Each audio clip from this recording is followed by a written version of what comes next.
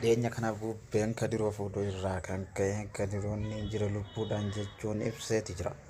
Miidiyaa keenyatti Kadiroon akkaaniif himee jirutti dhiyeenya kana bubbeen na fuutee bubbeen na dhabamsiisuu waan geesseef hawaasni kiyya bakkoota garaagaraatti irraa sagalee naaf taatan baga jiraattan jechuun Kadiroon isin galatoomfachaati jira.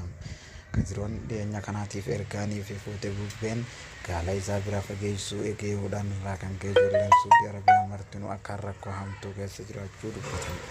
Karootoo kanaanis walqabatee Kadiroon guyyaa deengaggaa nuti hidhaa jirra bubbeerraa hifeeneeti jirra hidhaadha jirra jechuun harka isaa guyyaa walitti hidhee akkaaniif oolaa jirus himeeti jira. Kadiroon guyyaa guutuu hiriira jabaa irra kan jiruu fi akkasumas rabbi kadhannaadhaa waliinis walqabatee haala jabaa hammaataa keessa jirra jedhan warroonni gaala eeganii fi akkasumas re'ee eegaa jiran Suudii Arabiyaatti rakkoo hamtuu keessa jiraachuu isaanii Kadiroon gara miidiyaa keenyaattis himaniiti jiran. Kanaanis hidhannoo teenyaa hidhannee karaa bubbeen jirtu ofirraa eeguu qabna jechuun dhaamsa miidiyaa keenyatti dhaamaniiru.